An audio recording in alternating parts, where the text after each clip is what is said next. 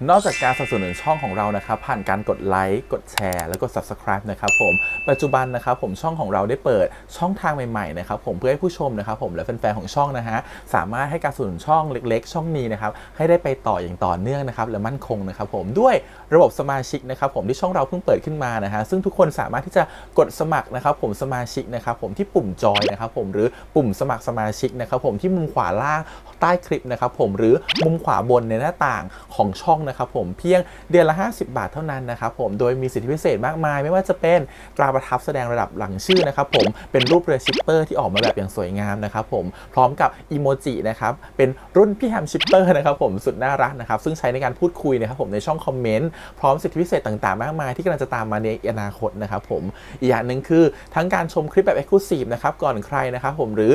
โอกาสที่จะได้ทำกิจกรรมต่างๆร่วมกันในอนาคตนะครับผมก็สำหรับสมาชิกเท่านั้นนะครับผมที่เก็บสิทธิ์นี้เอาไว้ให้กับทุกๆท่านนะครับแต่หากระบบสมาชิกยังไม่หนำใจนะครับผมเรายังมีช่องทางอื่นให้สนับสนุนกันนะครับผมไม่ว่าจะเป็นระบบซุปเปอร์แตงนะครับผมซึ่งหากผู้ชมเนี่ยเจอสัญลักษณ์นะครับรูปหัวใจนะครับผมที่มีดอลลาร์ไซน์นะครับผมหรือสัญลักษณ์รูปเงินดอลลาร์อยู่เนี่ยข้างใต้คลิปใดคลิปหนึ่งเนี่ยสามารถที่จะคลิกนะครับผมเพื่อโดเนทนะครับผมแทนคำขอบคุณนะฮะเพื่อเป็นการสนับสนุนช่องได้นะครับหรือจะเป็นการโดเนทนะครับผ่านบัญชีธนาคารนะครับผมซึ่งได้ใส่รายละเอียดเอาไว้แล้วนะครับข้างใต้คลิปนี้นะครับผมเอาไว้ที่คำบรรยายใต้คลิปนอกจากนั้นนะครับผมเรายังได้เปิด Line Open Chat นะครับซึ่งชื่อว่า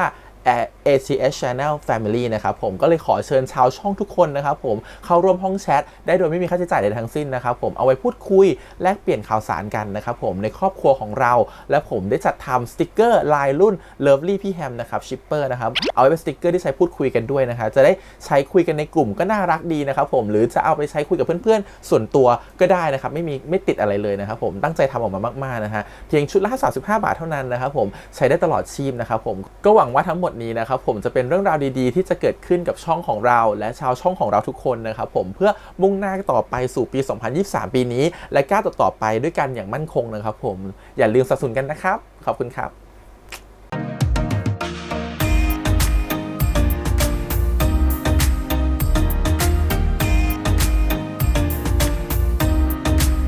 สวัสดีครับยินดีต้อนรับสู่ช่อง ATS Channel นะครับกับพบกับการ reaction นะผมวันนี้อยู่พี่แฮมนะครับกับข้ามฟ้าเคียงเธอ EP ที่ 8 นะครับผม EP ก่อนเป็นไงฮะแตกแตนไหมแตกแตนนะแหมทุกคนช็อกอะไรก่อนนะช็อกซีนูนิวหรือช็อกที่ดมยาดมของพี่แฮมก่อน มีคนถามว่าซื้อที่ไหนไปแท็กให้แล้วนะครับผมทั้งตะกร้าใน TikTok แล้วก็ใน YouTube คลิปเก่าด้วยนะครับเผื่อใครจะไปซื้อตามกันไม่แพงซื้อมาเล่นขำๆได้นะแต่ EP เราไม่ขำนะเราดูดจริงเธอจะไม่ดูดจริงได้ไงเปิดมาขนาดนั้นเกือบเอาไม่อยู่3 กระปุกเดี๋ยวต้องหาแบบมี4 กระปุกไหมนะอยากหา เดี๋ยววันนี้มาดูต่อกันดีกว่าคิดว่าวันนี้คงไม่ทำให้หัวใจเราวูบวาบเพราะ EP นี้คงมันจะว่าเป็นหวานๆรักกันขี่ม้าไปชมวิวฟีลลิ่งแบบนั้นหรือเปล่าเดี๋ยวเรามาดูกันเขาบอกว่ามันมีคนบอกว่าฉากที่แกลเลอรี่นะครับผมที่ห้องศิลปะจะยิ่งกว่านี้อีก EP ไหนอะถ้า EP หน้าเนี่ยพี่แฮมไม่อยู่เหมือนพี่แฮมไม่อยู่กรุงเทพนะพี่แฮมอาจจะ react ไม่ได้นะ EP หน้าอยากให้มาสัก EP 10 11อะไรอย่างงี้ได้ไหม ขอเตรียมตัวนิดนึงเพราะ EP หน้าเนี่ยเดี๋ยวจะไม่ react ไม่ทันใจนะครับผมเพราะว่าไม่ได้อยู่กรุงเทพโอเคงั้นเดี๋ยวไปดูต่อกันดีกว่ากับ EP ที่ 8 นะครับผมข้าวฟ้าเคียงเธอครับผมวันนี้ขอบคุณนะครับผมทางดูมันดีแล้วก็ทางไอซีที่อนุญาตทำ reaction ได้นะครับไปดูเลยครับผมกับ EP 8 ไปเลยฝากดูแลท่านไซคานินอย่างใกล้ชิดด้วยได้ครับท่านชายท่านชายท่านชายเล็กปลอดภัยแล้วพี่ค่ะโชคดีที่คุณชรันเข้ามาช่วยและตั้งข้อสังเกตเกี่ยวกับพิษขึ้นมาขอบใจมากนะชรันคุณชรันได้รับอนุญาตให้กลับมาช่วยคุณและนักกระหม่อมคุณมาเฝ้าผมแบบที่ชายครีบอกจริงๆด้วยผมสัญญาว่าผมจะปกป้องคุณด้วยชีวิตของผมตื่นเลยเหรอทำไมไม่ให้ดูต่อเลยอะทำไมตื่นเร็วจังนึกว่าต่อจากห้องนอนอย่ายิ้มอมยิ้มกุ้มกลิ่มพี่รันทำไมยังไม่ชินเหรอมันไม่สมควรหรือว่าพี่รันคิดถึงเรื่องเมื่อคืนชาครีเธอไม่อยู่ห้องแป๊บเดียวเห็นมันเป็นไงล่ะเขารีบทำเสร็จกิจกันเลยปดเห็นภาพเลยเห็นไหมชาคี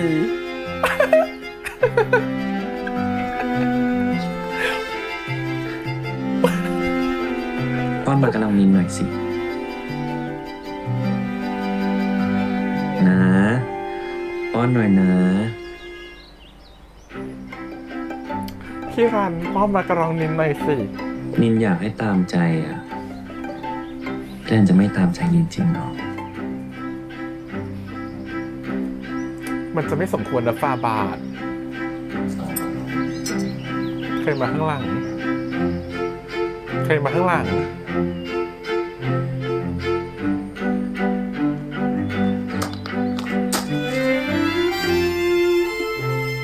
ขึ้นมาข้างหลัง อ๋อ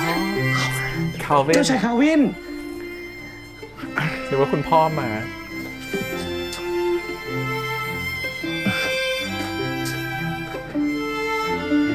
เรามาเยี่ยมท่านชายคณิน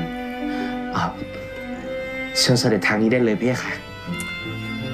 คาเว่นขัดมากเลยเขายังรันยังนินกันอยู่เลย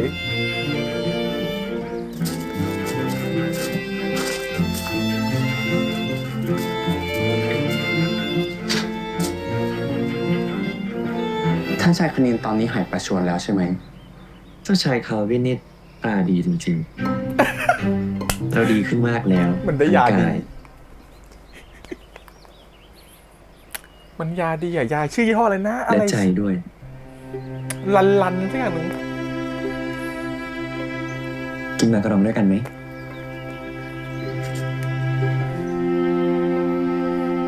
เราไม่รบกวน เชิญท่านชายตามสบายเลย ประโยคเต็มคื มา อ แค่นี้เหรอ เห็นท่านชายทรงแข็งแรงดี เราก็วางใจ ประโยคเต็มคือ เชิญเจ้าชายป้อนกันตามสบายเลย แอบดูอยู่ตั้งนาน งั้นขอตัวก่อน อย่ารู้นะ อย่าคิดนะว่าคาวินไม่เห็น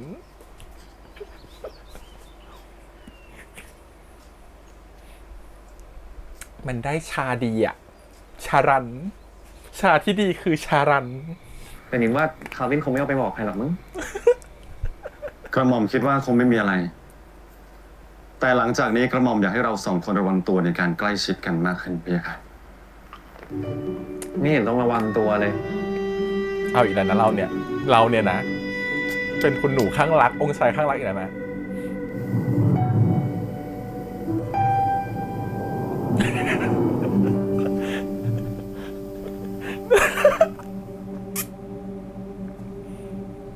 หน้าตาชายคีคือได้ตลอดเวลา ชอบ ฟาบาท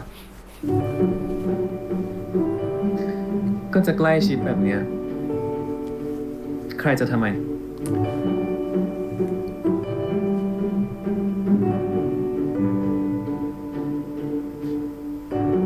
เอาตามที่เห็นว่านี่แหละ เราก็ชอบแหละชลัน ไป กลับห้องกันดีกว่า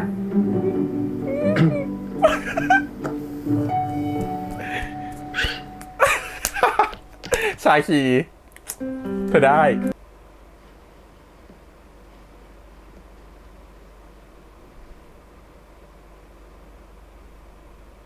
พักผ่อนนะครับ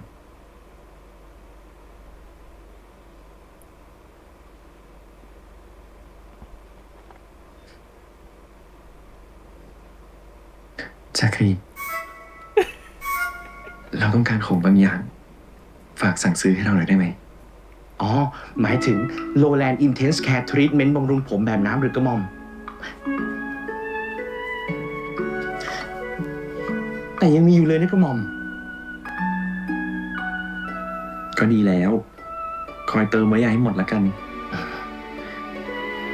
แต่ที่เราจะบอก ก็คือ คืออะไรเพี่ค่ะ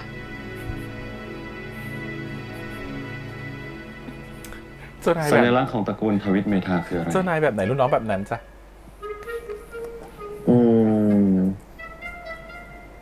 นก ถูกต้อง นก เป็นนกสายพันธุ์อะไร ต้องรู้ถึงสายพันธุ์เลยเหรอ ใช่ครับ ใครมันจะไปรู้ว่าพันธุ์อะไรฟลามิงโก้มั้ง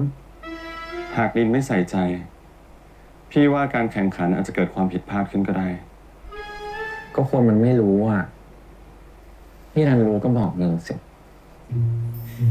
เนี่ยมันไม่ใส่ใจเรื่องการเรียนการอบรมการไปแข่งแล้วเนี่ยมันข้างรักนะเนี่ย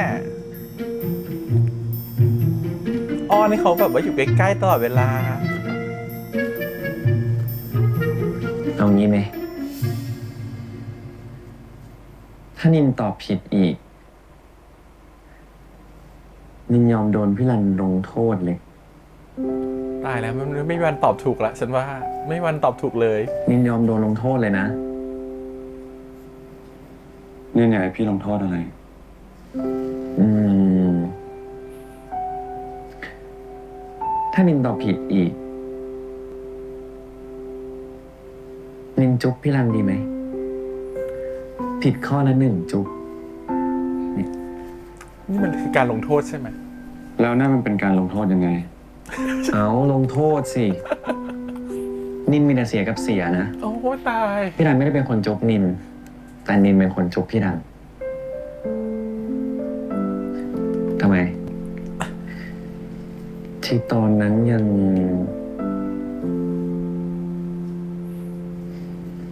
นั่นแหละ นี่แค่จุ๊บเอง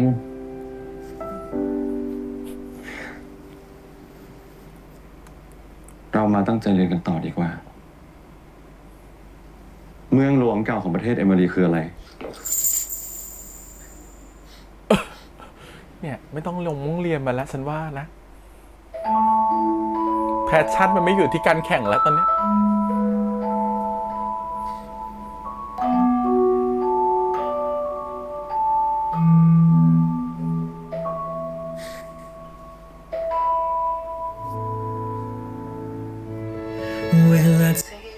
อันเนี้ยเขาเรียกว่าซีรีส์วายทุกคน ถ้าอยากแยกแยะนี่คือซีรีส์วาย มันจะมีความหวานๆแบบนี้แหละว่าถ้าเป็นแบบซีรีส์ดราม่ามันคงจะแบบว่าเมื่อคืนแค่วันไนท์สแตนนะครับ ก็จะเป็นดราม่าไปเลย อันนี้มันแบบไม่ใช่ มันแบบจบมากับพี่รันพี่นินโอ๊ยลงโทษคือจุบแก้มตายแล้ว จะบ้า ฉันนี่แหละจะบ้า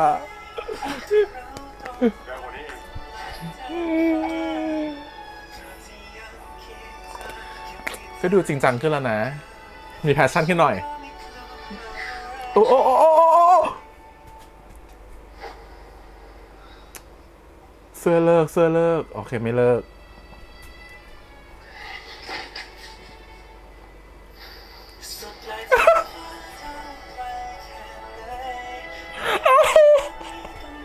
มันไม่ได้ลมท่าปกติแล้วฉันว่าอันนี้คือท่าพร้อมท่าพร้อมล้ม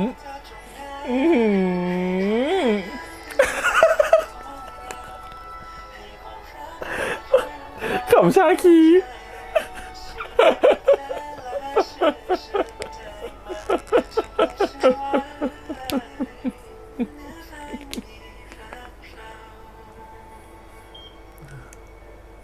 นินแพ้พี่รันอีกแล้วอ่ะ ไม่สนุกเลย อีก2 แต้มเองนิน ตอนนี้นินกลับมาติดขยับไหล่ก่อนออกท่าอีกแล้ว ก็นินเผลอให้ทำไงอ่ะ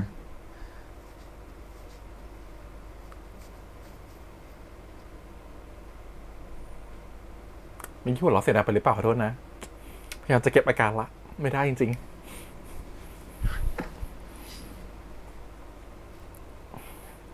นินต้องมีสติมากกว่านี้ เมื่อไหร่ที่นินแค่โฟกัสเอาชนะผลลัพธ์ก็คือแพ้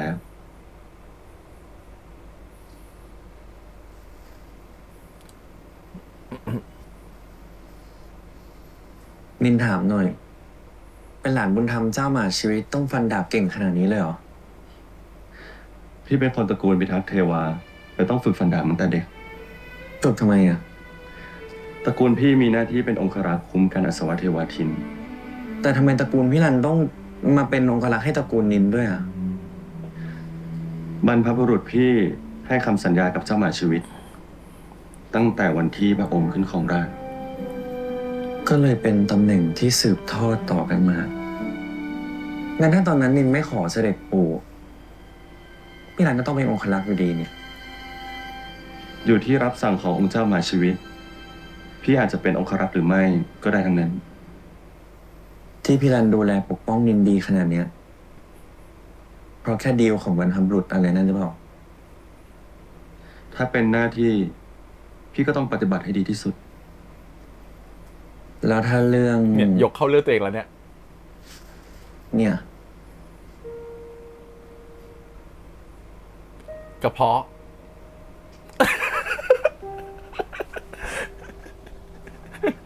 ถ้าเรื่องนั้น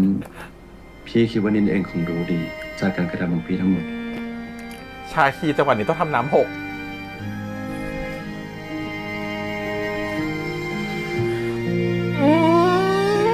ชาคีอยู่ไหน ชาคีไหวไหม รางวัลสำหรับความน่ารัก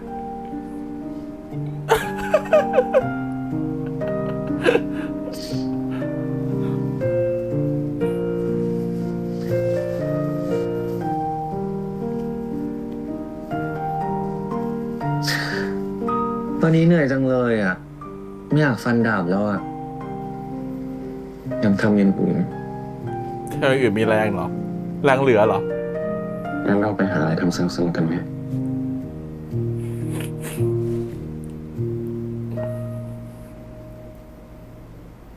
ขี่ม้าแน่ฉันว่า เห็นไหมดูทรง ไม่น่าจะสนุกที่อื่นหรอก ลองจับไหม เนี่ยนะที่บอกว่าสนุก สนุกแน่ๆ ลองจับดูสิ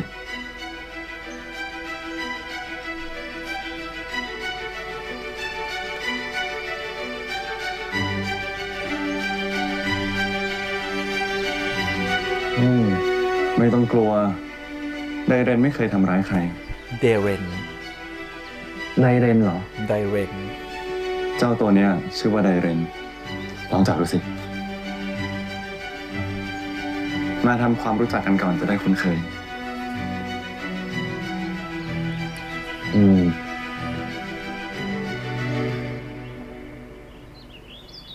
พี่รันคุ้นกับม้ามากเลยเนาะ พี่เลี้ยงมันเองกับมือ จะไม่สนิทได้ไง คนอะไรสนิทกับม้า แนะนำตัวกับไดเรนยัง ฮะ ต้องแนะนำตัวกับม้าด้วยเหรอ ใช่ จะได้สนิทกันไวๆไง เอาก็เอา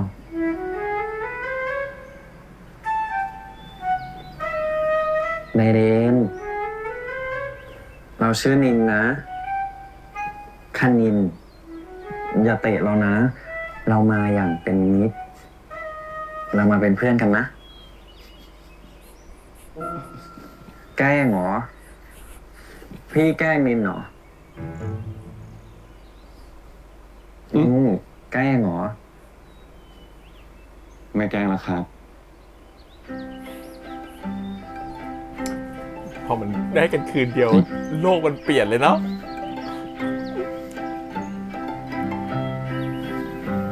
จับบังเหียนตรงนี้ให้แน่น จากนั้นเอาเท้าซ้ายเรามาเหยียบตรงกรม แล้วยันตัวเราขึ้นบนหลังฟ้า ลองดู จะขี่ม้าสนุกนะครับ ผมแต่ไม่เคยลองขี่ลองไปขี่ดู ไม่เคยเรียนจนจบคอร์ส จับสายตรงนี้ แต่มันปวดก้นไปหน่อย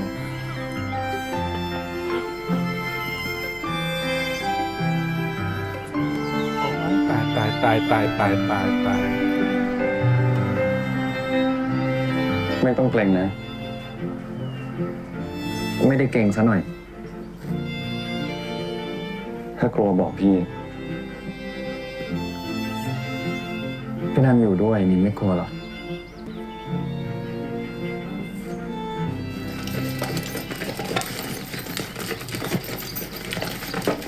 คือมันไม่ใช่ท่าปกติอะที่จะขึ้น2 คน ตัวม้าก็ต้องเป็นม้าที่แข็งแรงม้าต้องเป็นม้าตัวใหญ่มากถึงจะรับน้ำหนักได้2 คน เพราะ2 คนก็100 กว่าโลเนาะ นันพอได้ยังนินกลัวตก ในอะไรมันยืนเฉยๆไม่ตกหรอก เพราะไดเรนตัวใหญ่มาก คนนี้เคยเรียนกับม้าก็เลยม้าตัวใหญ่เพราะว่าอันนี้ตัวใหญ่ อยากให้กอดก็บอกตรงๆสิครับ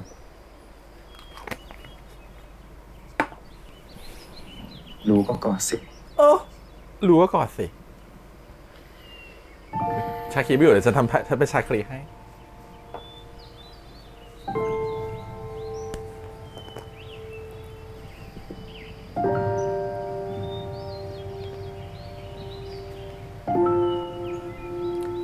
มีมากอดกันแถวนี้จะได้ไม่มีค มัน นเป็น เห็ แบ น บนี้ก็ดีนะนั่งอยู่แบบนี้เป็นนานเลยนะ ต่อไปต้องฝึกหนักพี่ไม่อยากให้นินเครียดหนักแค่ไหนนินก็โอเคเพราะนินมีพี่รันอยู่ด้วย พี่มีชาที่ดีอยู่ ก็อยู่ด้วยกันตลอดอยู่แล้วนี่ อะไรที่พี่สามารถทำให้นินได้ พี่ก็จะทำและพี่จะอยู่ดูแลนินให้ดีที่สุด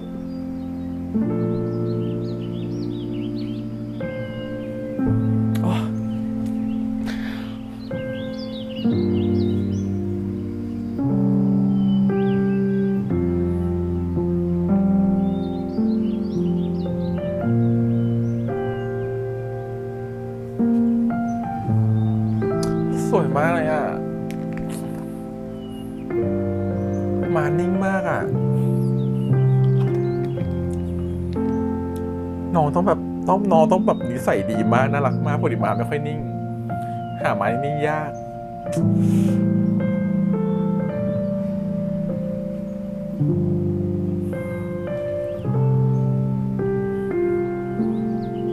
ไปเราไปขี่กันเถอะ เอ้ย ขี่ม้า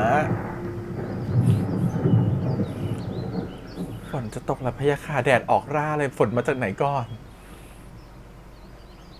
พี่นันไม่ต้องกลัวนะนินอยู่นิ่ง พี่รันจะหายกลัวฝนแล้วเนี่ย เดี๋ยวก่อน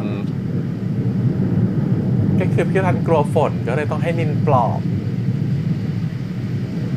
ในห้อง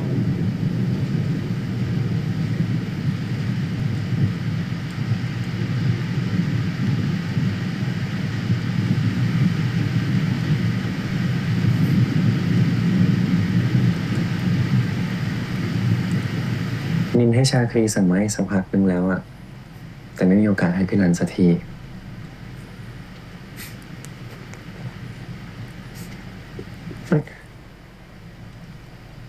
พี่รันหลับตาดีกว่า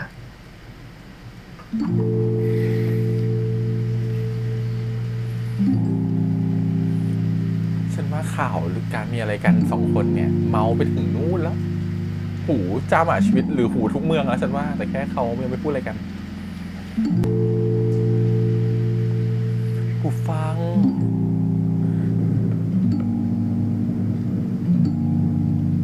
จะได้เป็นการเสียงฝน เอาไว้สวมตอนฝนตก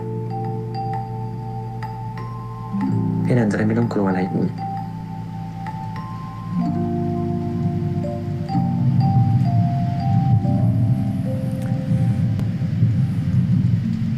นินอยากให้พี่รันผ่านวันแย่ๆไปให้ได้ เหมือนตอนที่นินไม่เหลืออะไร นินก็มีพี่เข้ามาเติมเต็ม ขอบคุณครับ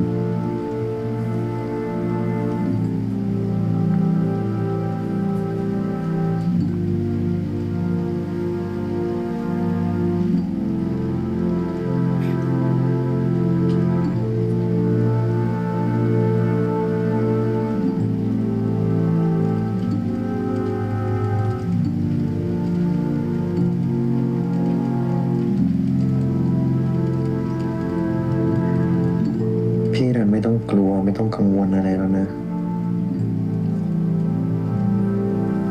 เพราะว่านินจะอยู่ข้างๆพี่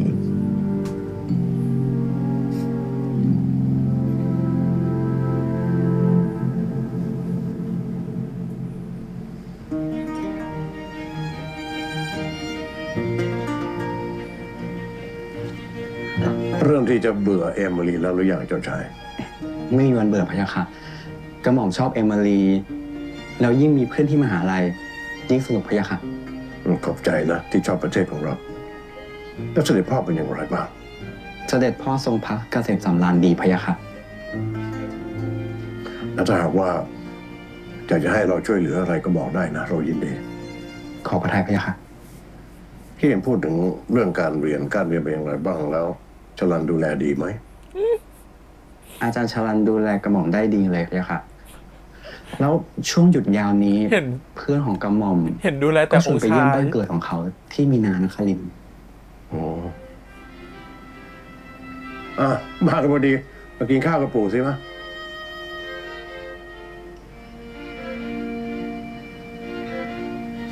แต่มีอะไรให้เราช่วยเหลือก็บอกนะ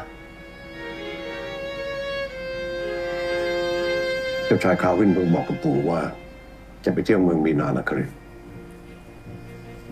เมืองมีนานครินทร์หรือพะยะค่ะ หลานอยากไปด้วย พะยะค่ะ หลานเพิ่งได้เรียนเรื่องไข่มุกดาร์กแชมเปญเลยอยากไปเห็นของจริงตามธรรมชาติพะยะค่ะ อืม เช่นนั้น ท่านชายสนใจเดินทางไปกับกระหม่อมไหมพะยะค่ะ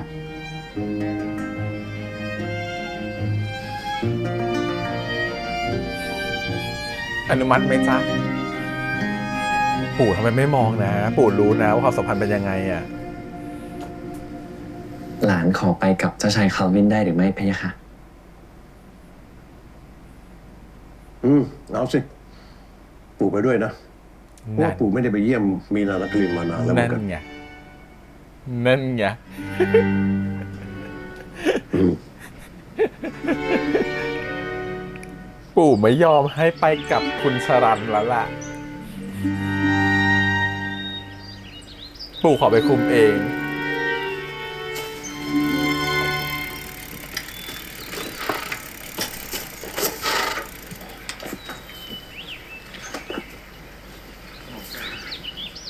กระหม่อมช่วยพะยะค่ะ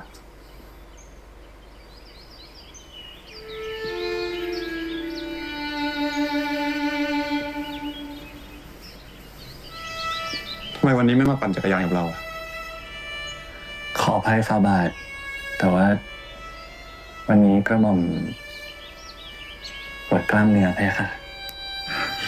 โอ้ตาย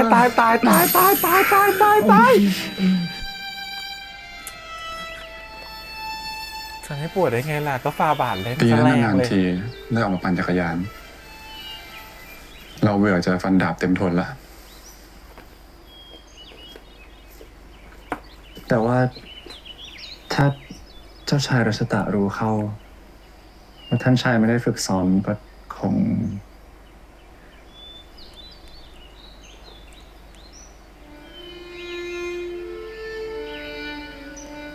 เสด็จพ่อจะไม่รู้เรื่องนี้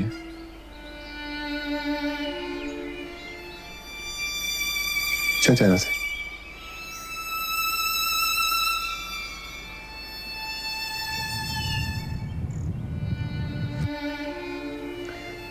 คนสนิทก็ต้องอดทน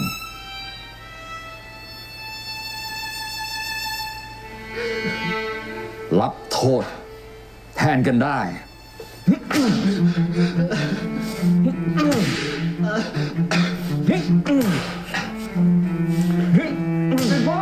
ท่านชายหยุดอย่ายุ่งกับฉันได้ไหมเป็นพ่อหยุดเป็นพ่อลูกของปล่อยหยุดเถอะปล่อยฉันฉันจะท่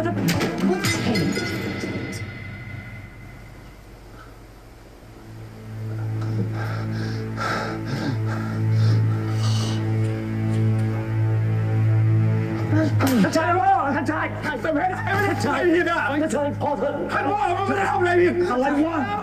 เอามันออกไปท่านชายพ่อหยุดเถอะท่านชายจะบ้าหรือไงท่านชายทำไมมาอ่านไหม โคตรเครียดอ่ะ เอาออกไปท่านพ่อหยุดเถอะลูกหลานไม่ได้ โคตรเครียดอ่ะ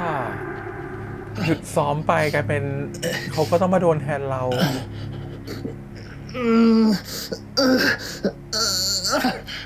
ที่ผ่านมาคือโดนมาตลอดอ่ะ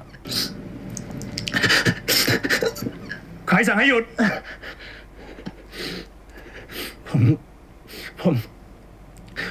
ผมขอพัก คุณจะขัดรับสั่งของเจ้าชายรัชตาอย่างนั้นนะหยุด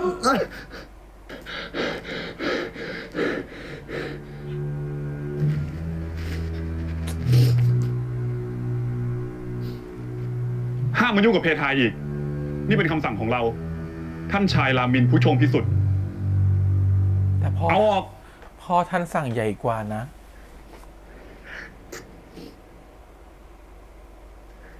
ท่านชายอย่าช่วยกระหม่อมเลยเพคะหากท่านชายเราจะตามมันรู้เข้าอ่ะกระหม่อมต้องได้รับโทษหนักกว่านี้แน่ ไม่ เร็ว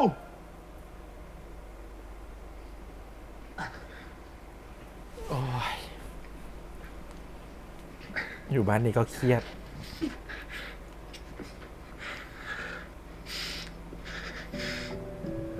ไม่ต้องมารับโทษแล้ว ๆกระหม่อมเห็นว่าสมควรแล้วเพคะเพราะว่าหน้าที่ของคนสนิทของท่านชาย ก็คือต้องได้รับโทษแทน เจ้าชายไม่เคยได้รับโทษเลย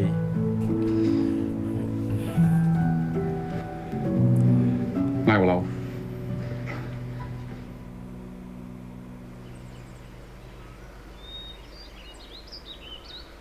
กระหม่อมเชื่อใจว่าฝ่าบาทจะปกป้องกระหม่อมได้พะยะค่ะ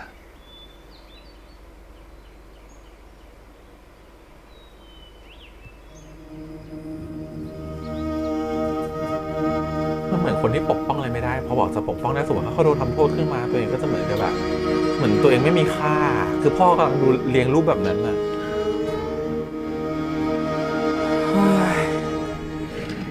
อ่ะมาโซ่แซ่กุญแจมือ BDSM ปะ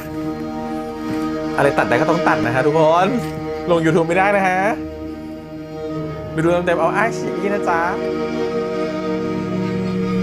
ลง YouTube แล้วเดี๋ยวจะโดนบล็อกเอานะจ๊ะ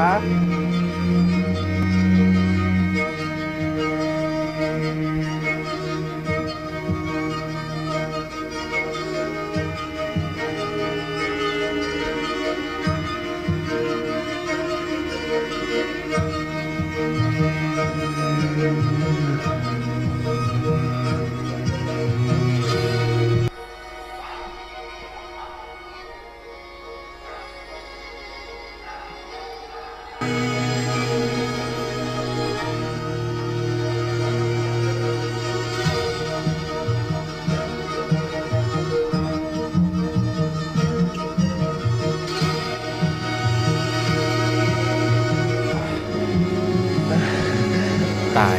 เพราะว่าอันนี้นะเขานุ่มนวลทีนี้เขาดูเดือด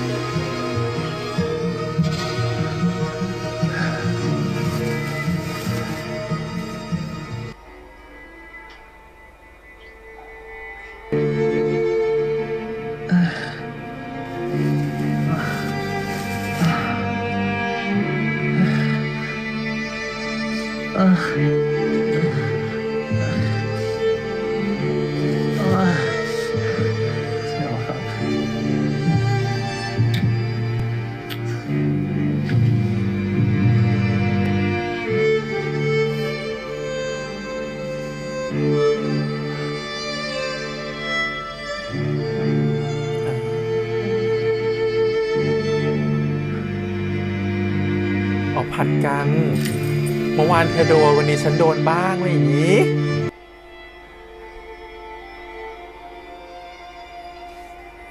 จะได้เท่าเทียม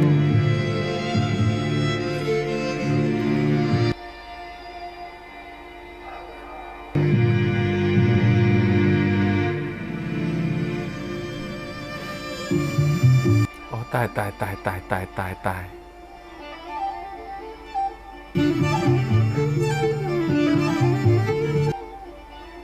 โอ้ตายตายตายตายตายตายตายตายตายตายตายตายตายตายตาย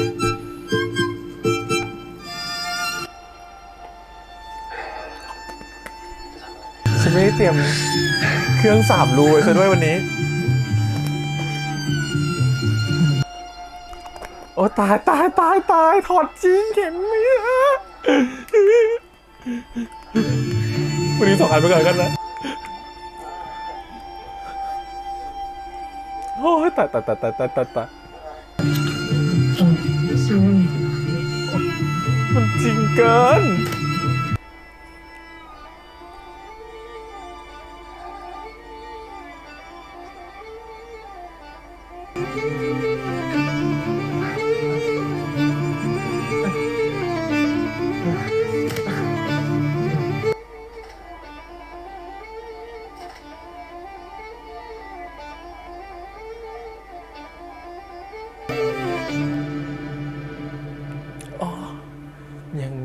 คิดนี้ขึ้นมาในหัวบ้าง นึกว่าจะตีเขา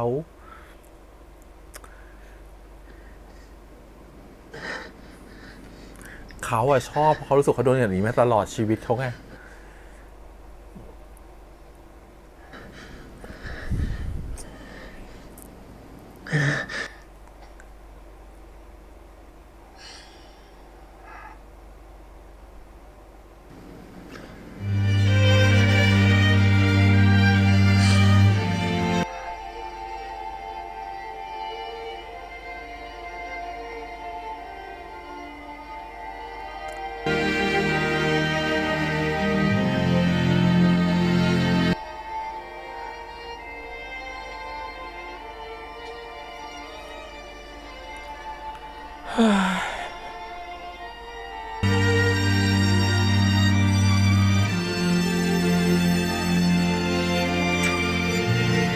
จะชอบการพัฒนาของความรู้สึกความรัก จากแบบมองเป็นแค่เหมือนกับแบบเครื่องมืออะแต่อันนี้คือการเป็นมองเป็นคนรักแล้วอะมันนุ่มนวลขึ้นมาอะไรอย่างเงี้ยเอ้ยดีจัง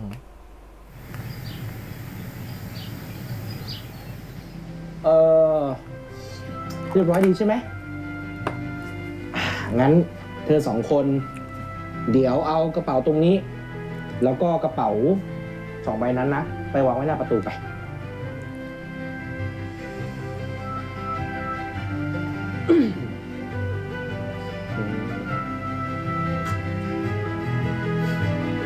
เอาอะไรไปเยอะแยะ แหมฝ่าบาทก็รู้ ไปเยือนเมืองอื่น ต้องไปด้วยชุดเต็มยศเพค่ะ อ๋อ แล้วได้เอาโรแลนด์อินเทนส์แคร์ทรีทเมนต์บำรุงผมไปให้เราด้วยหรือเปล่า พูดชื่อเต็มไม่ลืมเลยนะฮะ ได้ครับ ประบาท กระหม่อมเตรียมให้เรียบร้อยแล้วเพค่ะ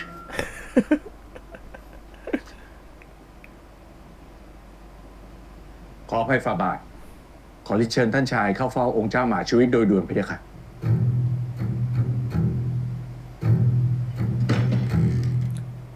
สั่งว่าอาจจะไปด้วยไม่ได้แล้ว วิรุณเราอยากปรึกษาเรื่องเหมืองกับเสด็จพ่อ ขออภัยฝ่าบาทกระหม่อมคิดว่ารอให้เจ้ามหาชีวิตแข็งแรงก่อนจะดีกว่าพระเจ้าค่ะ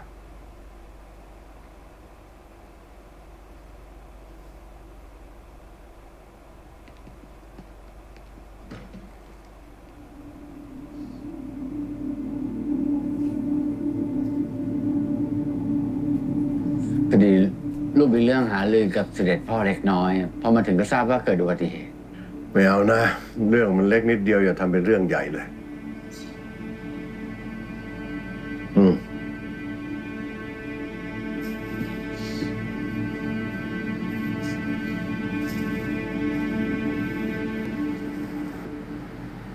เสด็จปู่เป็นอะไรมากหรือเปล่าพะยะค่ะ ไม่เป็นอะไรแค่หกล้ม ไม่ต้องเป็นห่วง อย่ากังวลไปเลยนะ เสด็จปู่มีอาการบาดเจ็บที่ข้อมือ แล้วก็มีอาการไข้หวัดร่วมด้วย ทางคณะแพทย์เลยมีความเห็นว่าไม่ควรออกเดินทาง การเจ็บป่วย มันก็เป็นเรื่องปกติธรรมดาของธรรมชาติ ซึ่งมันเกิดขึ้นกันได้ แต่ว่าการที่จะไปมีนานครินทร์นั้น ขอให้เป็นไปตามกำหนดการเดิม ไม่เช่นนั้นแล้วเราจะเสียคำพูดกับเจ้าชายคาวิน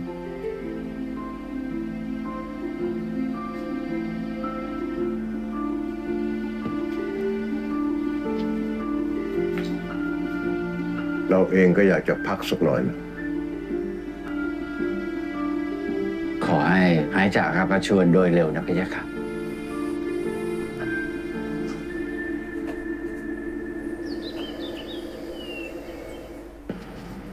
เราขอฝากท่านชายคณินและเจ้าชายคาวินด้วยทั้ง2 คนกำลังเดินทางไปมีนานครินทร์แล้ว พระยาค่ะ กระหม่อมจะดูแลทั้ง2 พระองค์และคณะเป็นอย่างดี ขอให้พระองค์หายประชวรโดยเร็วพระยาค่ะ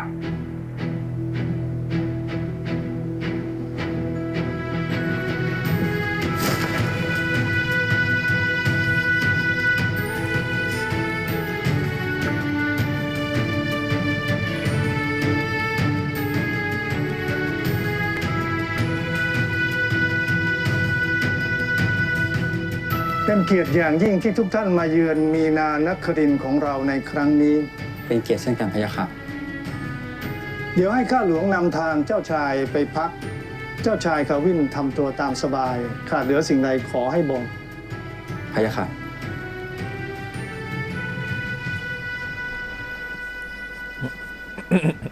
ลุงดีใจมากเลยที่หลานมาเยี่ยมในครั้งนี้ กระหม่อมอยากมาเรียนรู้วัฒนธรรมมีนานครินทร์และอยากเห็นไข่มุกสีดาร์กแชมเปญด้วยตาตัวเองพะยะค่ะ ต้องขอรบกวนเสด็จลุงด้วยพะยะค่ะ ไม่เป็นการรบกวนเลย กระหม่อมอยากไปเดินเที่ยวชมเมืองอย่างคนสามัญธรรมดาทั่วไป ขอให้ปฏิบัติต่อกระหม่อมแบบคนธรรมดาได้หรือไม่พะยะค่ะ ลุงมีความยินดีเป็นอย่างยิ่งที่จะทำตามที่หลานขอร้อง เพียงแต่หลานเป็นถึงทายาทคนสำคัญของอัศวเทวาทิน และในครั้งนี้เนี่ยเจ้าชายคาวินก็เสด็จด้วย ลุงจะประมาทไม่ได้เลย เอาเป็นว่าลุงจะขอให้คนของลุงเนี่ยคอยอารักขาหลานอยู่ห่างๆหลานคงไม่ว่าอะไรใช่ไหม พะยะค่ะ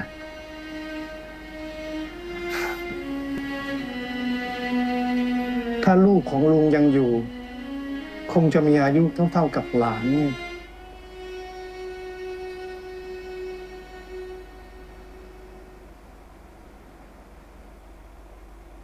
เสียลูกไปเนาะไม่ใช่ไม่เคยมีลูก เราจะพักผ่อนเลย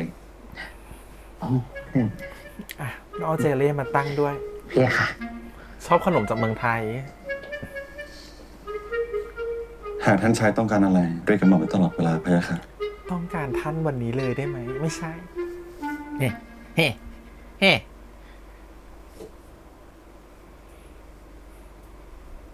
พี่ลาน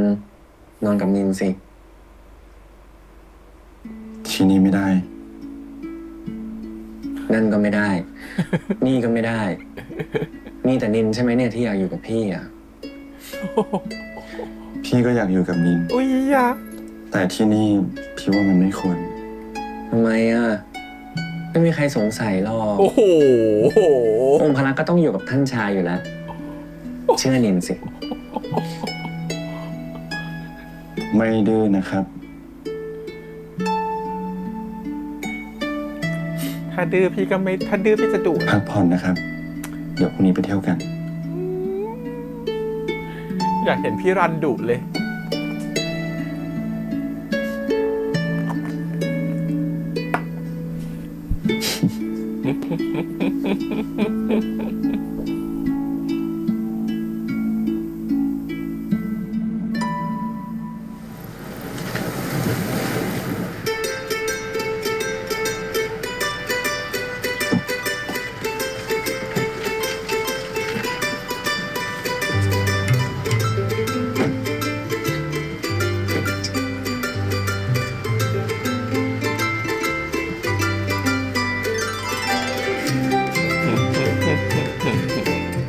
เพิ่มมีความแบบว่าฮาเวียนมากเหมือนเป็นที่พัทยา ก็ดูเหมาะกับการใช้ชีวิตประจำวันดี จำได้หรือเปล่า ว่าเราเคยนั่งรถไฟนี้อีกรุ่นหนึ่งด้วยนะ มี2 รุ่นเหรอ นะครับ พี่รันก็เก่งเนาะ รู้ว่าไหนใช้กับสถานการณ์ไหน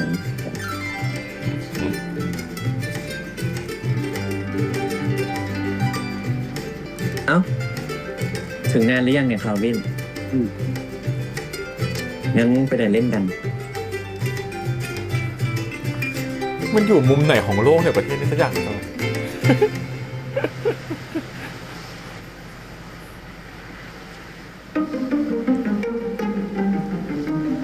คาวิน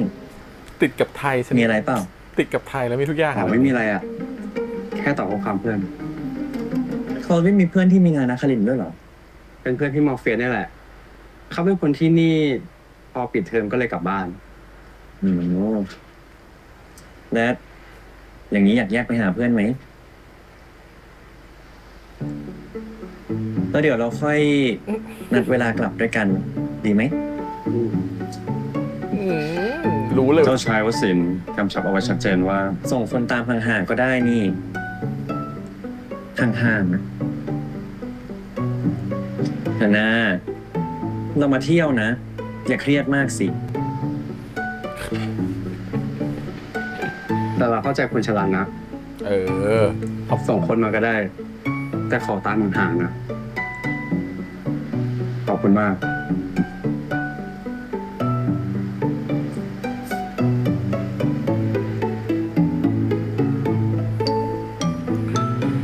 เราก็ได้คือ2-2แล้วสิพี่รัน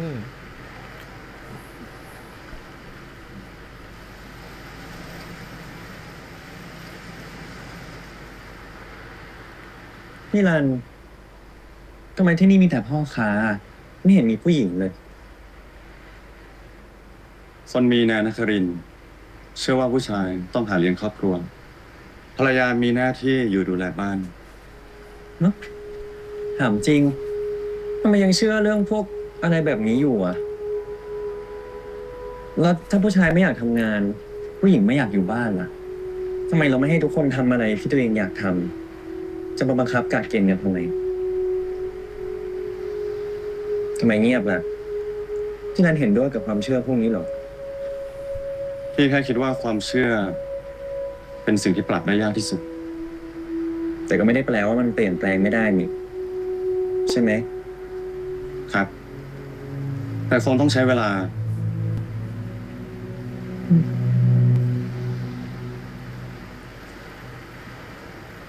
ไปดูกัน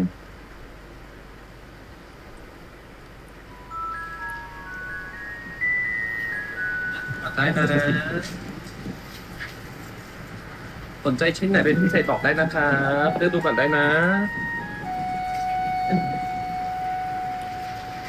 ชุมนุมรักสิ่งแวดล้อม Dust is dangerous ไปเดินดูข้างในกัน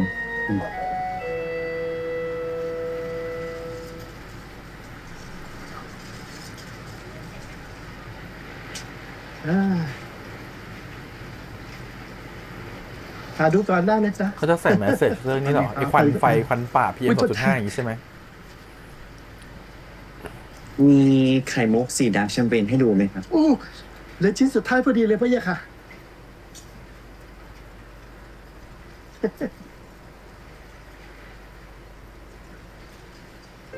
ได้เห็นของจริงสักที สวยเนาะ ไข่มุกขนาดประมาณนี้นี่นิยมเอาไปทำอะไรเหรอครับ ส่วนใหญ่จะนำไปทำเป็นสร้อยคอพ่อเยะค่ะ1 เม็ดกลางจะทำให้ไข่มุกและผู้สวมใส่ ดูเด่นเลยพ่อเยะค่ะ อย่างนี้ก็ต้องไปหาร้านทำสร้อยอีกอะสิ เรื่องสร้อยเดี๋ยวกระหม่อมเอาไปจัดการทำให้พี่ครับ ขอบคุณครับ สวยเนาะ สวยครับ มุกเนาะหมายถึงมุกเนาะไม่ใช่คนเนาะ เอานี้1 ชิ้นครับ เออ เราอยู่อัศวะเทวทินมันต้องเป็นสร้อยทองเหรอล่ะ พี่จูน พี่จูน พี่สาวเจ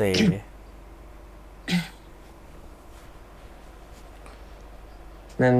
พี่จูนพี่สาวผมเองอะผมคาวินนะครับ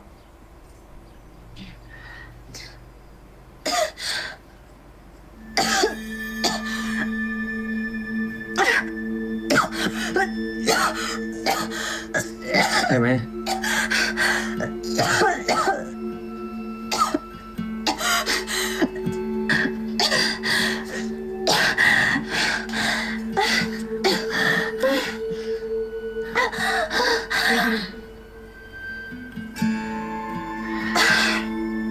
ใช่ไหม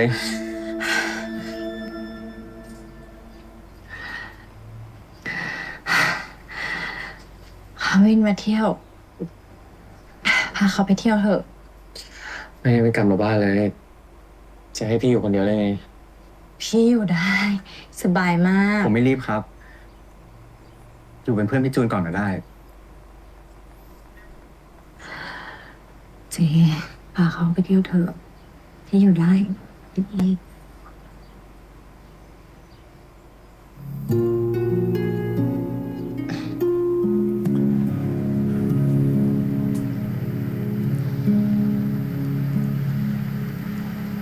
กลับ เนี้ยพี่จูอาการหนักกว่าที่คิดเยอะเลยอะไม่คิดเลยว่าคนที่ยังอายุไม่เท่าไหร่จะป่วยได้ขนาดนี้ ผมเข้าใจแล้วว่าทำไมคุณถึงเข้ากลุ่มรณรงค์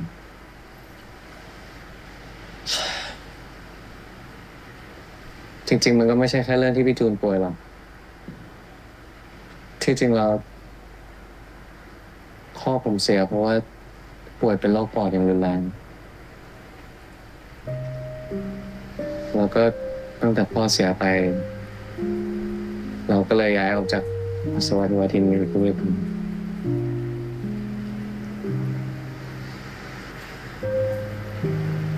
ตอนแรกที่ผมเข้าร่วมกลุ่มรณรงค์ก็เพราะแค่อยากจะทวงความยุติธรรมให้กับพ่อแล้วก็พี่จูนแต่พอได้เข้ามาจริงๆแล้วอะก็รู้สึกว่าถ้าเราไม่ช่วยผลักดันจะต้องมีคนอีกกี่คนที่เป็นแบบพ่อแล้วก็พี่จูน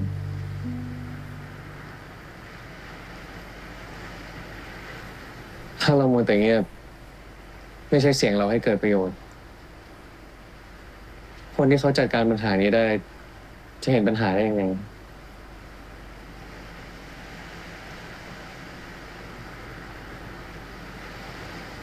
แต่ผมคิดว่าคนที่มีอำนาจก็อยากช่วยเหลือประชาชนอยู่นะ ถ้าอยากช่วยจริงทำไมไม่เห็นความคืบหน้าอะไรเลยถ้าอยากช่วยจริงอ่ะ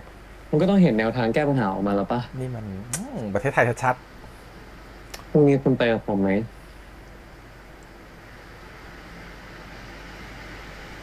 ไปสิ ขอบคุณที่เข้าใจผมนะ เราเพื่อนกันนี่ เพื่อนกัน ก็ต้องร่วมทุกข์ร่วมสุขใช่ไหม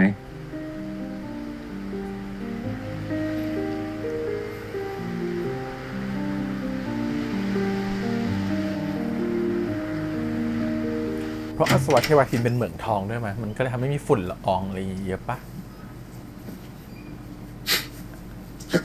กลับเร็วก่อนกำหนดนะฝ่าบาท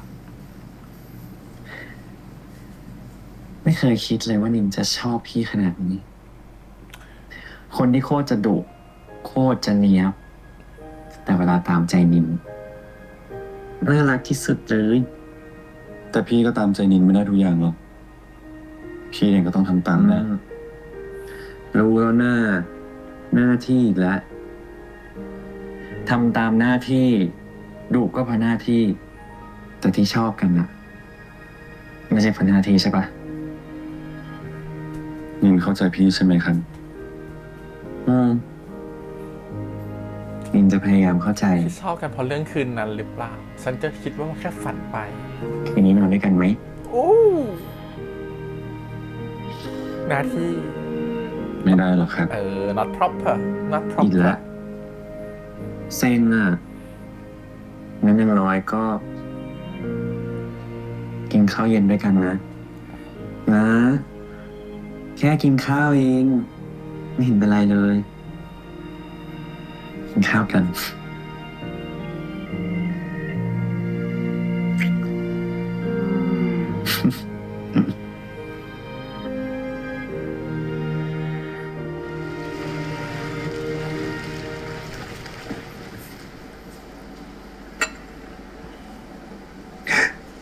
เชิญนั่ง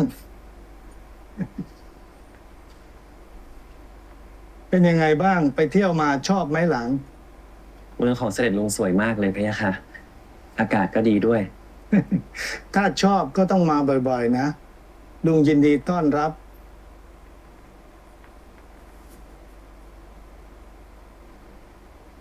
เสด็จลุง ที่จริงแล้ว กระหม่อมมีเรื่องอยากเรียนขอ เรื่องอะไรเอ่ย กระหม่อมได้ใบปลิวนี้มาพะยะค่ะ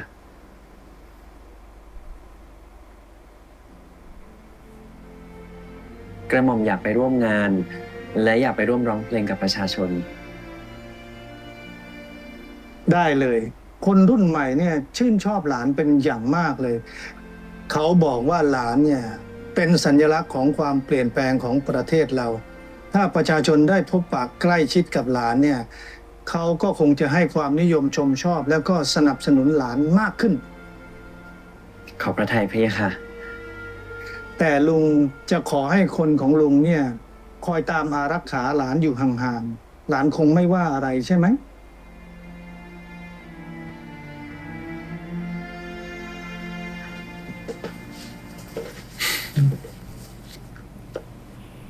วันนี้พี่อยากให้นินคอยอยู่ใกล้ชิดพี่ตลอด พยายามอย่าห่างจากพี่ ทำไมอ่ะ กลัวนินหายไปเหรอ เราต้องระวังตัวตลอดเวลา พี่ไม่อยากให้นินตกอยู่ในอันตราย เราดึงเข้าโรแมน ไป ติกต ที่ ลอด ส เลย ถา นะ น เรา แบบนั้นน่ะอาจจะเกิดเหตุการณ์เหมือนที่ทวิตเมทาก็ได้ นินเข้าใจ แต่นินก็อยากอยู่ข้างประชาชนพี่รันก็เข้าใจนินเหมือนกันใช่ไหม นินอยากใช้สถานะของนินให้เป็นประโยชน์ต่อประชาชนบ้าง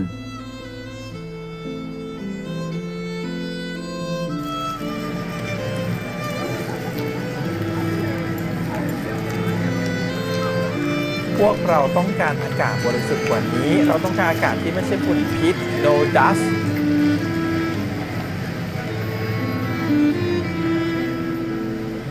ปิดเครื่อง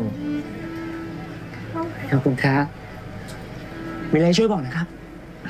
ขอบคุณครับ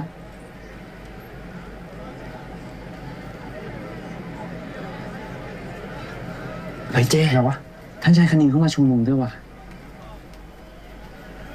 ชายมาด้วยดิก็เขาเคยมาที่มหาลัยเราไงว่ะ กูว่างานเนี้ยสนุกแน่ ตามกูไป ไปเจ๊ เดี๋ยว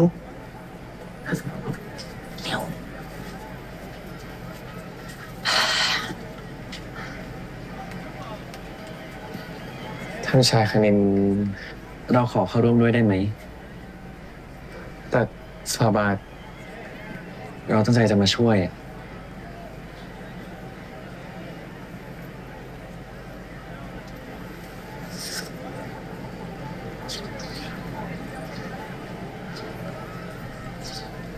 ขอพระทัยสาบาทถ้าอย่างนั้นเชิญทางนี้ตามมาครับ ไม่ใช่ท่านอาเสด็จอามีนานครินทร์แกล้งนะ ถ้าสมมติว่าขึ้นไปแล้วเรียบร้อยแล้วก็เกิดเหตุขึ้นมา หรือว่าอาจจะขึ้นไปทำเป็นแนวร่วมทำให้คนประเทศอื่นเกลียดมากขึ้น หรือว่าอะไรอย่างนี้ถ้ารักเสียนี่แย่เลยนะ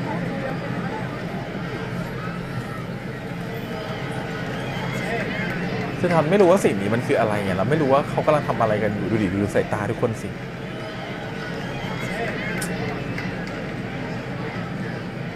พี่น้องมวลชนที่รักเอมิลีทุกคน เรามาช่วยกันร้องเพลงให้สุดเสียง ให้เสียงของพวกเราส่งไปถึงพวกข้างบน ก็คือข้างหลังเธอนั่นน่ะ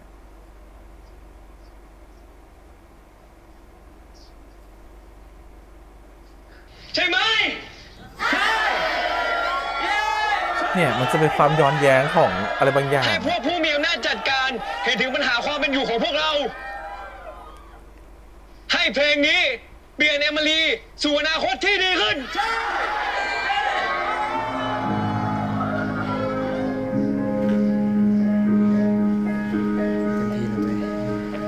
Hard to see the road ahead through the quiet train. The mist is thick, the sky is tan without fading rain. Keep your eyes open wide. Every soul deserves to breathe. Don't walk away from silent cries. Each heart longs to leave. Whispers in the mist, always echo, never greet. We rise inside the mist. They don't see, but we persist. Whispers in the mist, always echo, never greet. whispers in the mist.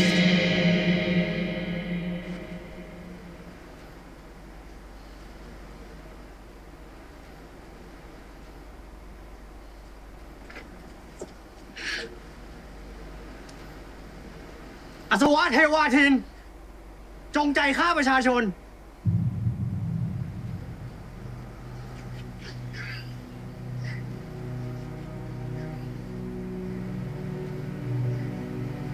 พี่รัน หยุดนินอยากไปคุยกับเขา มันทำให้ ฉัน มันทำให้เสียวิธีการดูแลอ่ะเธอเข้าใจปะอ่ะรอดูว่าจะเป็นยังไง คุณหมายถึงอะไรครับ เมื่ออัศวะเทวาทินไงทำให้พ่อแม่กูต้องตายอ่ะ เมื่ออาสวะเทวาทินทำคนตาย เจ้ามหาชีวิตกำลังจะฆ่าคนมึงแม่งโคตรเห็นแก่ตัวเมืองพวกมึงอะสร้างแต่ฝุ่นพิษ พวกกูเนี่ยจะตายกันหมด มึงเห็นมึงไหม ถ้าไม่มีพวกมึงอะพ่อแม่คงไม่ตายหรอกเว้ย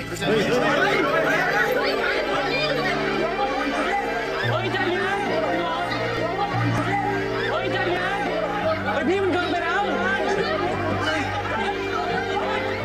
ยุ่งทำอะไรก็ได้เหรอต้องมาทำร้ายประชาชนสถานการณ์ตอนนี้ก็ไม่ดีแล้วตอนนี้ไม่ได้ค่ะ เนี่ยนะถูกองครักษ์ปกป้องใช่ไหมและภาพออกไปจะกลายเป็นทำร้ายประชาชนใช่ไหมกลายเป็นกระแสของภาพลักษณ์ของอัศวะเทวาทินจะยิ่งแย่ขึ้นอีกถูกไหม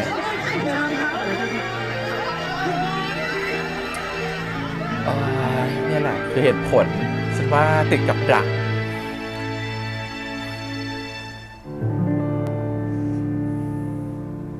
ฉันว่าอาต้องรู้เรื่องนี้แต่อาไม่ห้ามเลยอาคงต้องรู้ว่าสิ่งนี้มันเป็นต้นเหตุมาจากตระกูลของคุณนั่นแหละแปลก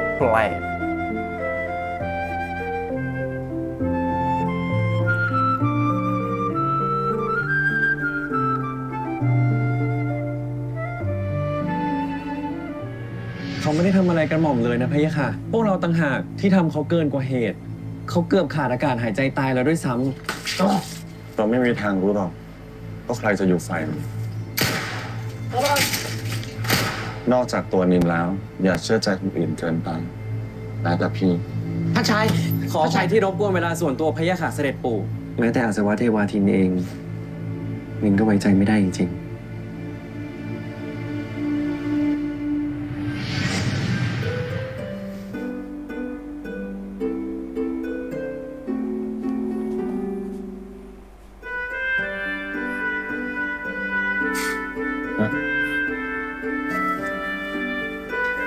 ขยับมาหน่อยมินจะป้อน เ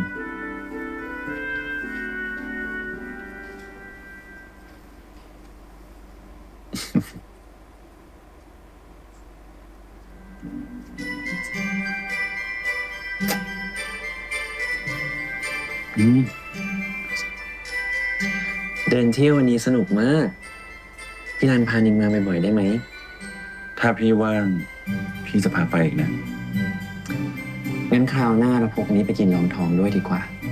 จะได้กินได้ทุกที่เลย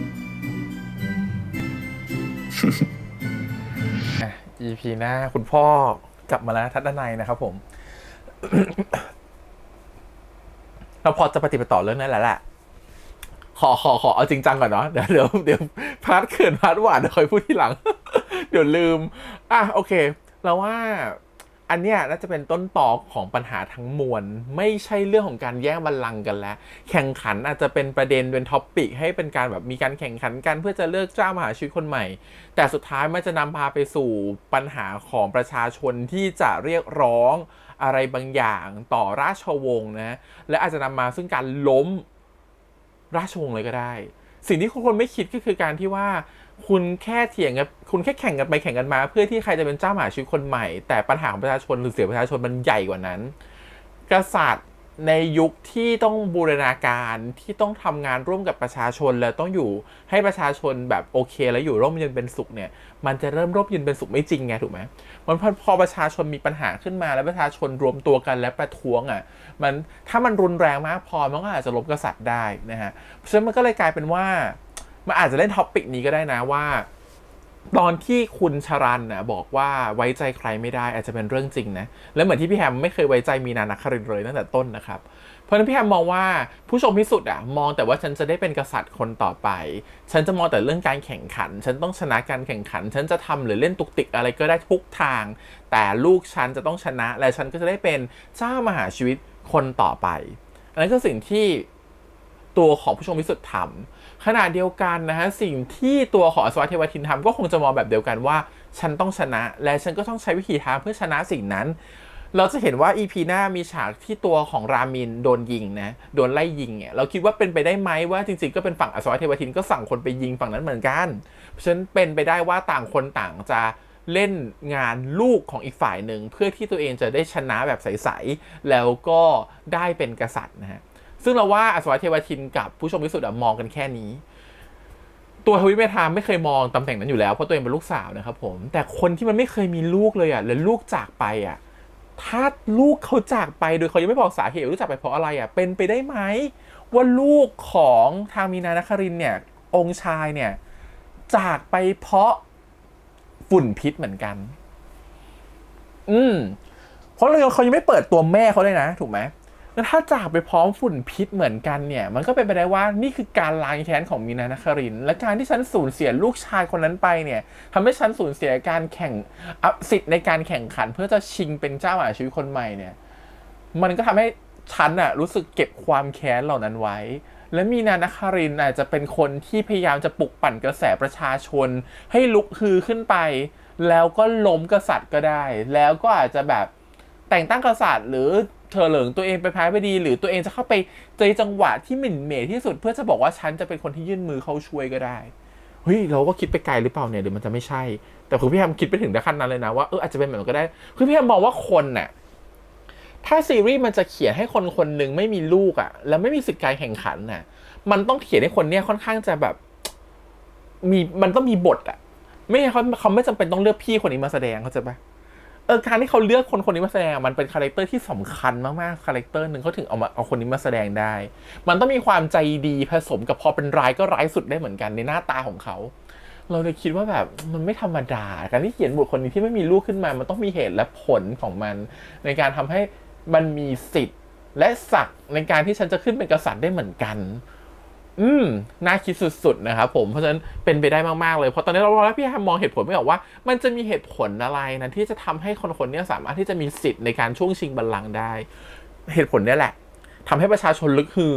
แล้วก็สุดท้ายแล้วตัวเองก็อาจจะมีช่องว่างในการเข้ามาเป็นกษัตริย์องค์ใหม่ก็ได้ถ้าสมมติหรือเขาอาจจะไม่ได้หวังกษัตริย์ก็ได้นะแต่หวังให้ประชาชนลุกฮือแล้วก็กำจัดอัศวเทวทินนี้ซะเพราะอัศวเทวทินคือต้นเหตุที่ฆ่าลูกชายเขาถ้าลูกชายเขาโดนควันพิษตายจริงๆนะโดนฝุ่นพิษตายจริงๆนะโหน่าเชื่อเป็นไปได้อยู่ก็เลยคิดว่าเป็นแบบนั้นนะครับผมทีนี้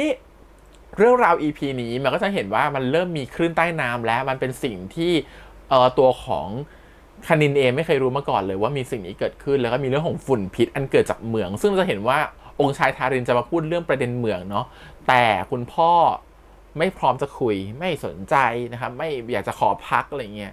คนบอกว่า EP ก่อนบอกว่าวิรุณเนี่ยน่าสงสัยเหมือนกันก็เป็นไปได้ว่าวิรุณก็น่าสงสัยจริงๆนะแต่ถ้าวิรุณเป็นคนของมีนานครินทร์ล่ะและถ้าวิรุณไม่ใช่คนของผู้ชมพิสุทธิ์ล่ะและวิรุณก็เป็นคนที่อาจจะได้รับผลกระทบจากเหมืองเหมือนกันก็ได้และได้รับผลกระทบจากฝุ่นพิษเหมือนกันก็ได้แล้ววิรุณอาจจะเป็นคนวางยาพิษ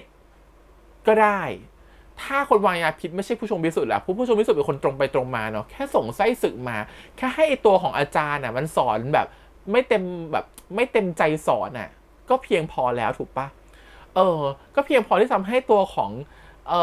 คณินแข่งขันแล้วไม่ชนะแล้วก็ได้แต่การที่มันมีพิษเพิ่มขึ้นมามันคือจังหวะอันดีถ้าวิรุณรู้ว่าการที่ฉันเอาคนนี้เข้ามาเป็นครูสอนฉันรู้อยู่แล้วว่าคนนี้เป็น คนของผู้ชงพิสุทธิ์ถ้าฉันวางยาพิษตอนนี้ก็คือการใส่ร้ายผู้ชงพิสุทธิ์อย่างดีที่สุดถูกปะแล้วฉันก็ให้มันแต่ทีเนี้ยพอไอ้ครูมันโดนจับครูมันโดนชิงตัวออกไปมันเป็นไปได้ว่าผู้ชงพิสุทธิ์อาจจะช่วงชิงตัวออกไปก็ได้เพราะว่าถ้ารู้ว่าถ้าปล่อยครูคนนี้ไว้แล้วมันไปพูดถึงว่าเราเป็นคนทำทั้งที่จริงเราไม่ได้เป็นคนทำหรือผู้ชงพิสุทธิ์ไม่ได้เป็นคนวางยาพิษจะซวยกันหมดเพราะฉะนั้นต้องไปเอาตัวมันออกมาก่อนนะฮะ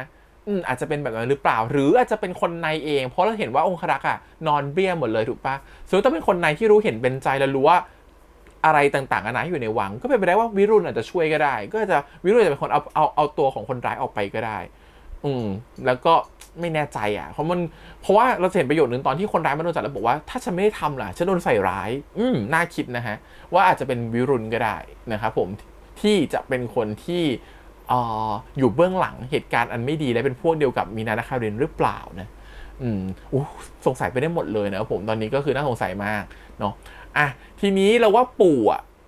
ไม่ดีก็คือปู่ก็คือเก็บงำความลับการที่เราจะมีอำนาจสูงสุดได้เราต้องมีทองคำและการที่ทำเหมืองทองมันคือการที่กำลังทำให้คนอื่นอยู่ไม่ได้กำลังเป็นพิษต่อคนอื่นๆอยู่อันจะเป็นสิ่งที่เลวร้ายที่ตัวปู่พยายามจะเก็บเอาไว้เป็นความลับก็ได้นะครับผมเพื่อจะรักษาอำนาจของตัวเองไว้อะไรอย่างเงี้ยเหมือนการที่ทารินเข้ามาคุยเรื่องเหมืองคงมีเหตุจำเป็นจริงๆเกี่ยวกับเรื่องฝุ่นพิษอะไรแบบนี้แหละแต่ปู่ไม่ได้เปิดโอกาสให้คุณพ่อหรือทารินเนี่ยเป็นคนพูดหรืออธิบาย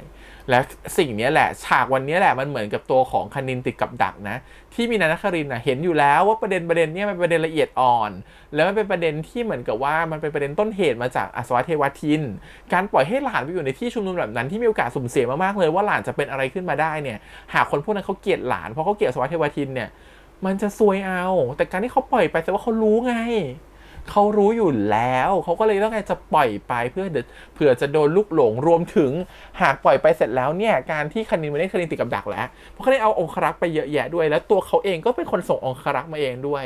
ถ้าองครักษ์คือลูกน้องเขาแล้วเขาเป็นคนบอกให้องครักษ์ไปปกป้องแบบห่างๆและให้องครักษ์ทำอะไรเกินเลยแล้วเกือบจะเห็นว่าเห็นไหมองครักษ์จะหยิบปืนแล้วนะแต่คณินสั่งหยุดไว้ก่อนองครักษ์ไปจับคนเหล่านั้นมาแล้วก็เหมือนกับว่าดึงรั้งเอาไว้แล้วก็มีการล็อกคอคือเขาตั้งใจให้องครักษ์ทำเป็นเหมือนปกป้องคณินแต่จริงๆแล้วคือการสร้างสถานการณ์ให้ประชาชนเกลียดกษัตริย์หรือเกลียดราชวงศ์มากขึ้นหรือเปล่าเหตุการณ์จากวันนี้อาจจะนำพาและลุกลามไปถึงการที่ว่าประชาชนรู้สึกว่าโอ้ยไม่โอเคเลยกษัตริย์ใช้ความรุนแรงเราต้องลุกฮือขึ้นมาเพื่อต่อสู้กับพวกเขาหรือเปล่าว้าวมากนะถ้าจะบทมันจะเป็นแบบนั้นอันนี้คือคิดบทไว้ให้เรียบร้อยนะมันจะทำให้ว้าวมากๆบทมันจะอยู่ยิ่งใหญ่ขึ้นมาอีกหรือเขาจะคิดได้ไกลกว่านั้นก็ได้หรือว่าไม่แน่ใจแต่รู้สึกว่ามันเป็นไปได้มากๆเลยที่จะออกมาทรงแบบนี้นะครับผมทุกอย่างถูกวางแผนไว้หมดแล้วถูกเซตติ้งถูกเซตฉากไว้แล้วคณินกลายเป็นแพ้รับบาปแบบเป็นแพ้ที่ถูกโยนเข้าไปให้แบบคนเชื่อเหมือนกับรู้อยู่แล้วว่าเหตุการณ์ครั้งนี้มันต้องมีคนที่ตายจากสิ่งนั้นแล้วก็เป็นสิ่งที่เขาต้องเกลียดสกุลสอเทวทินแต่คุณอายังปล่อยลงไปไม่ธรรมดาแล้วเพราะว่าคุณอาเนี่ยน่ากลัวนะฮะขณะที่คาวินเองก็มาเห็นเรื่องราวของเจว่าเจเนี่ยพี่สาวชื่อจูนแม่ก็ตายไปจากสิ่งนี้ตัวจูนเองพี่สาวเนี่ยก็พ่อก็ตายจากสิ่งนี้ตัวของจูนเองพี่สาวเนี่ยก็เหมือนเป็นโรคเกี่ยวกับปอดเหมือนกันคืออันเกิดจากฝุ่นพิษนะก็จะมีความรู้สึกไม่พอใจกับสิ่งนี้มากแต่ตอนจะไปประท้วงอยู่เห็นอะไรไหมเขาโทรหาคาวินไม่ได้และคาวินไม่มาเธอคาวินรู้อะไรคาวินถึงไม่มาประท้วงพ่อของคาวินมีสายสืบอะไรอยู่ในนี้หรือเปล่าบูจาเป็นคนบอกหรือเปล่าว่าอย่าเข้าไปยุ่งมันเป็นการจัดฉากอะไรบางอย่างหรือเปล่าหรือเขาอยู่ในสเตตัสที่เขารู้แล้วเขาไม่ควรยุ่งแต่เขาแค่รับปากว่าจะมาหรือเปล่าอันนี้สงสัยเหมือนกันนะน่าสงสัยเหมือนกันนะเหมือนคาวินเนี่ยทำตัวแปลกๆหลายทีแล้วเหมือนกันการที่คาวินไปเมืองต่างๆมันเพื่อสำรวจอะไรบางอย่างหรือเปล่าแล้วถ้ามีนานาคารินร่วมมือกับบูจาล่ะเพื่อจะทำให้2ประเทศรวมเป็นแผ่นดินเดียวกันนี่ฉันคิดไกลไปอีกหรอปะก็เป็นไปได้นะก็คือถ้าสมมติบูจาให้การสนับสนุนกับมีนานาคารินหรือบูจาเป็นคนวางแผนในลับๆที่จะล้มประเทศนี้ล่ะก็เป็นไปได้มันก็เลยเหมือนคาวินก็มาเพื่อทำงานลับๆเหมือนกันหรือว่าทำมาเพื่อมีเอเจนดาบางอย่างที่มันแบบบอกใครไม่ได้พยายามจะไปทุกเมืองที่อยู่ในเอมารีก็ได้โอเคมาถึงเรื่องอีกคู่หนึ่งนะครับผมก็คือคู่ของรามินนะครับกับเพทายคู่นั้นก็คือโอ้โหแซ่บเนาะก็คือเลิศ คือเขาก็แบบมีความเป็น BDSM นั่นแหละแต่มันไม่ใช่แค่นั้นไงมันเป็นความที่เล่าประวัติเรื่องราวว่าที่ผ่านมาโดนทรมานแค่ไหนแล้วคนเป็นเพทายที่เป็นเหมือนกับคนดูแลส่วนตัวของรามินเนี่ยจะต้องรับโทษแทนเพื่อเป็นกฎของอีบ้านนี้นะฮะผู้ชมวิสุทธ์ก็คือรับโทษแทนทุกอย่างโดนทั้งแบบเอาหินมาวางบนหลังเพื่อต้องแบบวิดพื้นอะไรเงี้ยโดนแส้ตีแส้เคี่ยนนะฮะซึ่งฉากทั้งหมดเป็นฉากที่ตัวของรามินไม่ชอบเลยแล้วเขาก็ถูกพ่อเขากดด้วยสิ่งนี้แหละเพราะพ่อเขารู้ว่าการที่วิธีแบบนี้ในการเลี้ยงลูกคือให้ลูกมีคนสนิทแบบนี้และทำลายคนสนิทของลูกแทนน่ะลูกจะรู้สึกแย่มากเหมือนตัวเองไม่มีค่าเหมือนตัวเองทำอะไรไม่ได้มันเป็นดาบสองคมนะฮะมันคือการที่ควบคุมลูกให้ลูกไม่ออกนอกลู่นอกทางแต่อีกทางนึงมันเป็นการกดลูกให้ลูกรู้สึกว่าตัวเองไม่เคยมีค่าเลยไอ้ความไม่มีค่าตัวนี้แหละมันจะไม่สามารถที่จะเป็นพลังทำให้ลูกชนะอะไรเลยก็ได้เพราะว่าลูกกลัวลูกรู้สึกว่าตัวเองไม่มีค่าตัวเองไม่เก่งพออะไรเงี้ยมันเป็นการเลี้ยงดาบสังคมนิดนึงดาบสองคมนิดนึงที่ทำให้ตัวของจริงๆรามินตัวนี้เขาเป็นคนไม่ค่อยมั่นใจนะเป็นคนที่รู้สึกว่าฉันเก่งที่สุดมันเป็นนาร์ซิสซิสนิดนึงอารมณ์ว่าวิธี protect ตัวเองว่าฉันต้องปลอดภัยก็คือการรู้สึกว่าตัวเองเก่งที่สุดเลยแต่พอเจอคนที่เก่งกว่าเจอคนที่เขากลัวนะครับผมหรือความหวั่นไหวอันเกิดจากรู้สึกว่าคู่แข่งมันเก่งพอๆกับเราอย่างเงี้ยเขาจะเริ่มไปไม่ถูกเขาจะเริ่มสับสนเขาจะเริ่มไปไม่เป็นนะมันคือความที่แบบมันไปลดทอนความเป็นตัวตนที่รู้สึกว่าเอาความอีโก้หรือความหลงตัวเองมาเคลือบตัวเองไว้เพื่อปกปิดความอ่อนแอข้างในซึ่งขณะเดียวกันเพทายผู้ถูกทำร้ายเมื่อเด็กโดยคุณพ่อของรามินมันก็ทำให้ตัวเพทายก็มีความเสพติดความเจ็บปวดได้ชอบได้ยินเสียงแซ่ระหว่างมีอะไรกันนะครับผมแต่วันนี้มันเป็นการพัฒนาของความรักตรงที่ว่าเฮ้ยพอจะตีแซ่ใส่ตัวของรามินรู้สึกแบบเฮ้ยมันมีภาพจำที่เพทายเคยถูกทำร้ายด้วยสิ่งนี้ฉันไม่อยากทำแบบนั้นอีกแล้วอะไรเงี้ยก็เลยเลือกที่จะแบบไม่ทำนะครับผมแล้วมันกลายเป็นเทิร์นไปนะจากคนที่มองแค่ว่าเพทายเป็นคนที่เป็นของฉันเป็นเครื่องมือสร้างความสนุกให้กับฉันแต่วันนี้มันกลายเป็นความรักมันกลายเป็นเหมือนนุ่มนวลขึ้นกับคนที่อยู่ตรงหน้าอะไรเงี้ยเพทายก็เลยมีความงงนิดนึงว่าเขากำลังทำอะไรแต่มันคือความคลอเคลียร์ที่แสดงถึงความแบบฉันอยากจะมีบางอย่างกับเธอที่มากกว่าการที่เธอเป็นแค่คนที่เป็นทาสของฉันแล้วกันเรื่องอะไรเป็นทาสรักฉันแต่ฉันอยากจะสื่อภาษาความรักกับเธอมากกว่านี้อะไรเงี้ยเราว่าตรงนี้คือจุดเปลี่ยนสำคัญของตัวละครเหมือนกันนะโอเคทีนี้มาถึงบ้านนี้ชาครีโอ้โหฉันเป็นชาครีให้หมดแล้วใน EP นี้เพราะชาครีไม่ค่อยออกเลย EP นี้ฉันเลยทำตัวแทนไปหมดละก็คือความเป็นพี่รันชาอะไรดีที่สุดถ้าไม่ใช่ชารันนะฮะก็คือชารันนั่นเองนะครับพี่รันแล้วก็เรียกน้องนินหวานเชียร์หวานจนแบบตาแบบตัวแบบคือหวานจนเราแบบเขินไม่พอนะแล้วว่าชาครีก็คือแบบเขินเช่นกันแล้วก็คือน้องเนี่ยดูแบบโอ้โหมีอะไรครั้งเดียวนี่คือแบบโลกมันใสเหมือนได้ยาที่ดีนะครับผมความรู้สึกคือทุกอย่างมันหายเป็นปิดทิ้งอยากจะมีอีกทุกวันอยากจะได้อีกแต่เขาไม่ค่อยได้มันไม่ proper มันไม่เหมาะสมมันไม่สำคัญพี่เหนื่อยคือแบบรู้เลยว่าอยากแค่ไหนรู้เลยว่าน้องรันน่ะก็นิดนึงนะฮะแบบอารมณ์แบบถ้าเขาไม่ยอมนอนด้วยมีไม่พอใจด้วยนะโอ้โหให้รู้กันไปและถ้าทำขนาดนี้เธอคิดว่าคนอื่นจะไม่รู้หรอหรือว่าทั้งหมดที่เป็นสายข่าวทั้งประเทศรู้หมดแล้วนะครับผมฉะนั้นตรงเนี้ยคือสิ่งสำคัญมากๆเลยว่าพอทุกคนรู้เขาจะจุดเอาเรื่องนี้มันเป็นเล่นเป็นประเด็นหรือเปล่ามันเป็นจุดที่จะเอามาเป็นจุดชนวนหรือเปล่าว่าให้ตัวของอัศวะเทวทินยิ่งอ่อนแอลงไปอีกหรือเปล่าโหน่าสนใจมากต้องรอติดตามตอนต่อไปนะครับผมแต่แค่นี้คือแบบEP ที่แล้วมันจุกEP นี้มันความจุกไปอยู่กับทางรามินกับเพทายแทนความจุกของทางคู่ตัวของชรันกับตัวของคณินเนี่ยไม่ค่อยเห็นเลยแต่ก็นะไปก่อนนะครับผมเดี๋ยวรอดู EP หน้ามันจะเด็ดขึ้นเรื่อยๆก็ได้ฉันรอดูแล้วว่าในห้องศิลปะมันจะ EP ไหนแต่ดูไม่ใช่ EP หน้ารอดตัวไปหน่อย EP หน้าจะมาช้านะครับผมพี่แฮมขอโทษด้วยเพราะว่าพี่แฮมเดินทางต่างจังหวัดมันอาจจะมาประมาณสักคืนวันอาทิตย์นะครับผมเพราะว่าพี่ไปต่างจังหวัดทำธุระนิดนึงเสาร์อาทิตย์นะครับผมก็อาจจะหาย